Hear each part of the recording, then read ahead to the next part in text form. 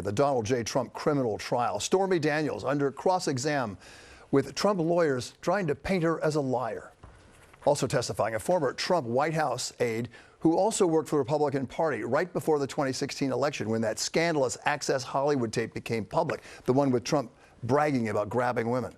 She said the shocked response from the party was, who might be able to replace Trump as a candidate? Eyewitness News reporter Lauren Glassberg at the courthouse in Lower Manhattan with today's developments. Lauren. And Bill, in just the last hour, some more developments. Trump's team again asked for a mistrial in this case, and they also asked the judge to give Trump a little more freedom when it comes to responding to Stormy Daniels' testimony. He is, of course, under a gag order and faces jail time if he violates that. And just moments ago, the judge denied both requests. And when it comes to Stormy Daniels, her testimony lasted 7 hours over 2 days. She spoke in detail, sometimes graphically, about that alleged sexual encounter back in 2006 and the subsequent hush money that was paid out about 10 years later. When it came to cross-examination, which was sometimes heated, she remained defiant.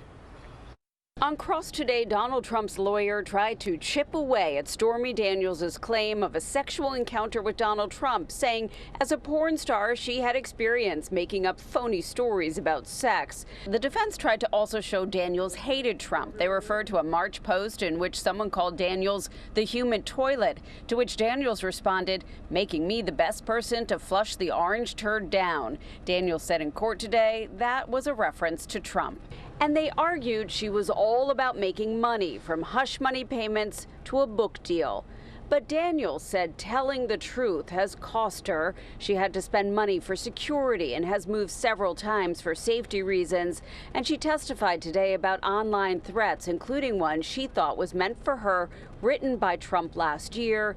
If you go after me, I'm coming after you. The prosecution needs jurors to believe that Daniels and Trump did have sex, suggesting that if he lied about that, he would lie about other things, like business records. Additional testimony today came from a publishing executive who read aloud excerpts of one of Trump's books, specifically passages in which he comes across as a vengeful micromanager. And the day concluded with Madeleine Westerhout on the stand. Early in Trump's presidency, she sat outside the Oval Office and was privy to who went in and came out, including people from the Trump organization like Michael Cohen. He was Trump's fixer who paid Daniels hush money. How Trump reimbursed Cohen is at the heart of this case.